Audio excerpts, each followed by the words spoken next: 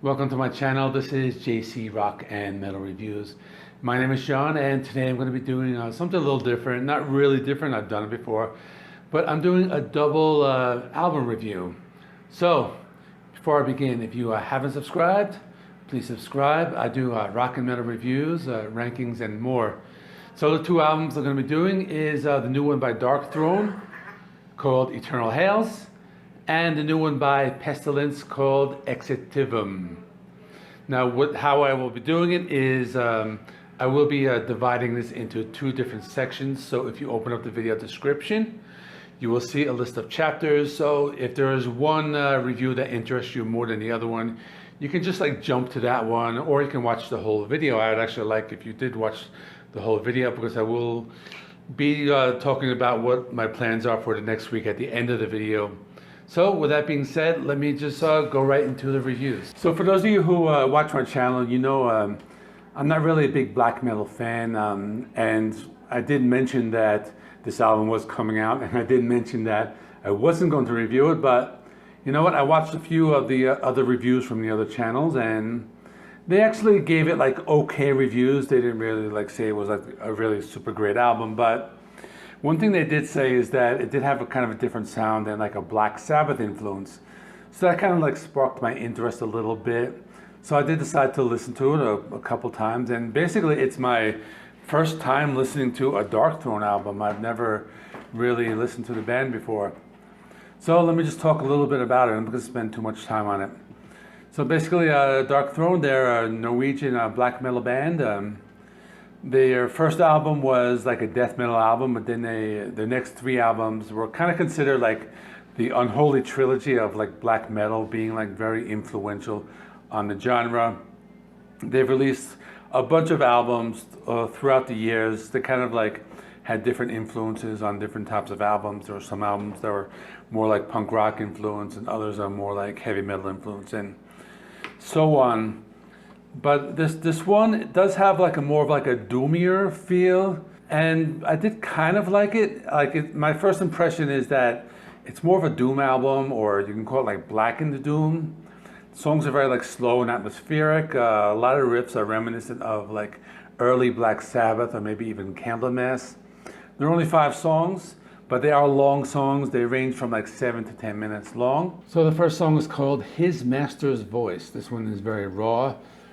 It's not very slow, kind of moves at a mid-pace. The vocals are very harsh, but that's kind of like one of the characteristics of the genre.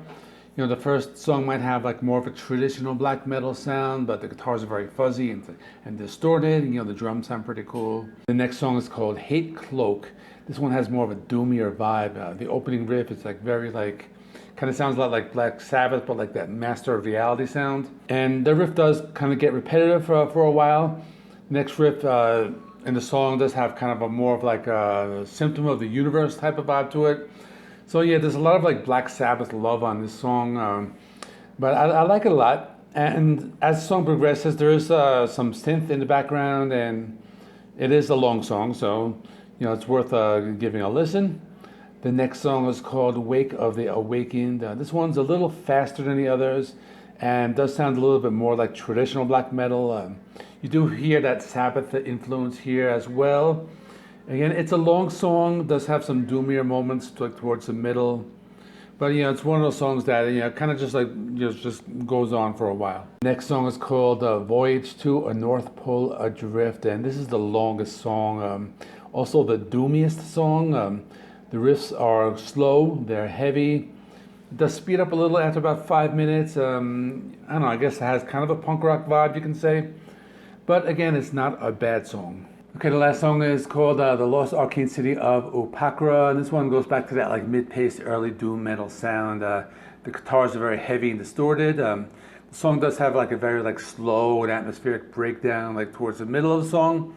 You just hear like this like some like sounds as like a cymbal and like a bass riff. Thought that's pretty cool. But it does have some atmospheric keyboards and heavy riffs. So in conclusion, if you're a Darkthrone fan, you'll like this. I don't really need to review it for you. But if you're someone new and you're kind of like interested in just getting a taste of like what is black metal, give it a stream. It's worth it. It's worth looking up on YouTube, or just listen to maybe one or two of the songs. You know, give it a chance. You know, you might like it. As a score, I'll give it a 7 out of 10. It's not bad. You know, it's not something I don't know if I'll go back to it, but I kind of like didn't listen to it like many times because it's kind of like a review I decided to do at like the last minute. Like I wasn't really planning to do this, but it might grow on me, so I'll see how it goes. But you know, just give it a chance, take the time to listen to it. Okay, so here's my next review. So this is my review of the band Pestilence. They've been around a while. They started out as a thrash band in the mid-'80s. The sound evolved over the years. The next album was more of like a death metal sound, and the one after that was kind of more of like a progressive and technical death metal. And after that, they released like a death metal album with some like jazz fusion influence. The band breaks up in like the mid-'90s. They come back 2009, and they've pretty much been releasing albums consistently ever since. Like this new album was delayed because of COVID, pretty much like every other album, but it just came out in 2021. It does have that old school death metal sound. There's a little bit of like a thrash metal influence, maybe a little bit of like a groove metal. The vocals remind me of like Chuck Schudinger of Death. But this band is not really like a copycat band of Death. Like they have like a different sound overall, but the vocals do sound like that. This band does have kind of a raw and heavy sound. So I'm going to talk about not all the songs, but some of them. So the album starts out with an atmospheric instrumental called Omnibus.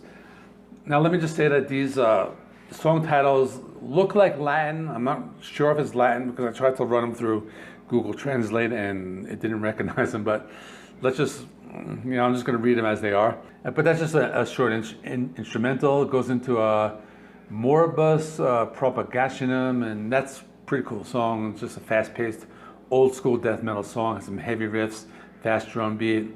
There's some like atmospheric keyboards in the background. It has like a shredding guitar solo.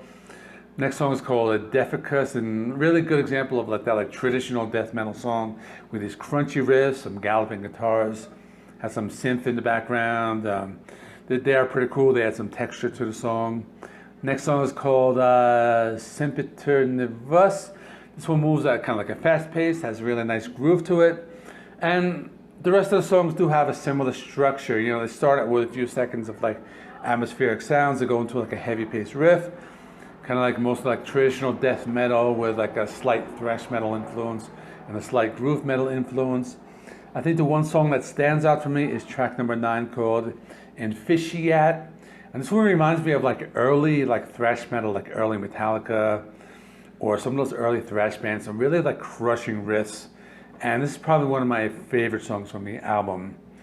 So in conclusion, so if you're a fan of the band Death, you'll like this album. My only complaint is that the songs, they are kind of short, they're like 3 minutes long. But they do kind of like blend into each other because they do kind of have a similar sound.